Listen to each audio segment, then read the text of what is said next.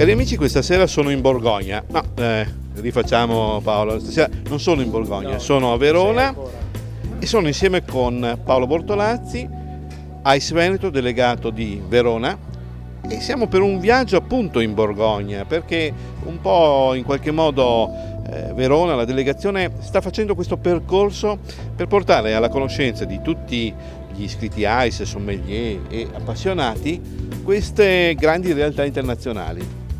Certo, come dicevi tu Luigi, l'obiettivo è proprio quello di portare alla conoscenza e così di tutte le persone, soprattutto degli appassionati, quindi non solo dei sommelier, quello che riguarda il mondo del vino dal punto di vista dell'internazionalizzazione, cioè di far conoscere quello che c'è fuori dall'Italia. Questa è una delle serate del percorso che abbiamo studiato e quindi siamo molto contenti che sia anche la prima che inizia il nuovo ciclo di quest'anno. E naturalmente per sviluppare questi temi bisogna avere degli esperti. Certamente. Quindi abbiamo un ospite importante questa sera, ma vorrei che lo presentassi tu, perché ovviamente tu l'hai invitato qui con noi. Certo. Beh, con noi questa sera abbiamo Camillo Favaro, che è piemontese, è un produttore di erba luce molto famoso, lui fa un grandissimo erba luce, è qui con noi questa sera non per il suo erba luce ma come profondo conoscitore della Borgogna. Camillo ha vissuto e sta vivendo e continua a vivere la Borgogna di persona, cioè ci continua ad andare, continua a visitare il territorio e i produttori, quindi ci porterà proprio le esperienze e le emozioni che lui vive continuamente in quel territorio.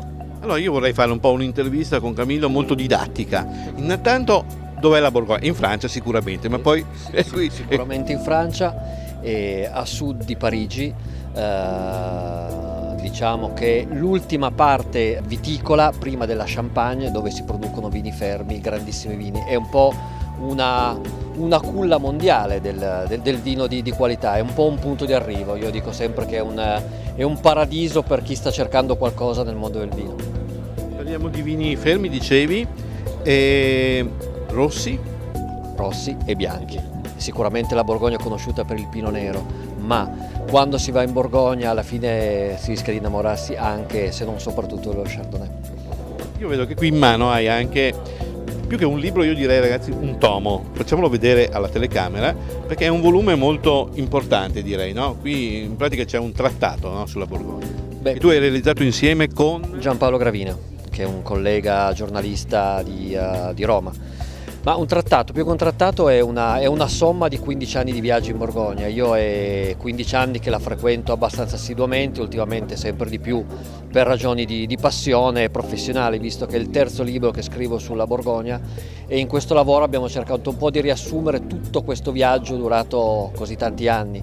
Quindi in qualche misura non è un'opera omnia, ma è una stratificazione di un viaggio per me iniziato 15 anni fa da semplice appassionato. Sono andato in Borgogna per capire qualcosa in più sul vino e poi ho capito che si poteva andare ancora molto più a fondo ed è diventato una piccola professione. C'è sempre da imparare, no? Quando si viaggia si porta a casa sempre, come dire, un bagaglio di informazioni, no? Se si viaggia, se si ha la mente aperta, se si è curiosi, assolutamente sì.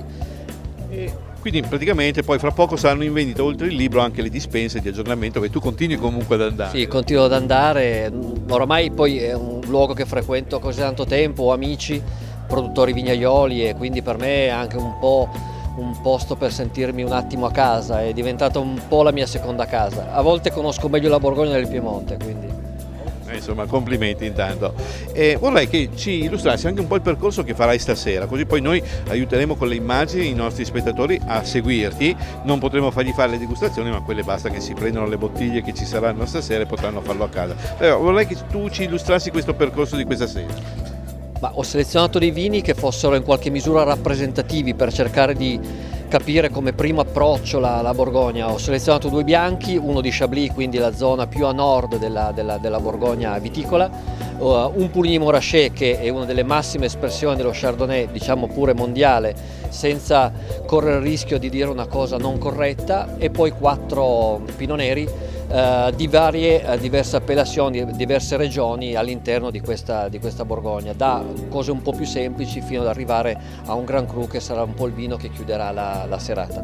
Quindi un piccolo viaggio all'interno della Borgogna. Quindi un viaggio che tu fai fisicamente quando vai lì, che oggi ci riporti qui attraverso queste eccezionali bottiglie. Bene, ti ringraziamo, Grazie. ti seguiremo nella serata e cercheremo di restituirvi la magia di questa serata con Ice Veneto, con la delegazione di Verona. Certamente. Bene, alla prossima.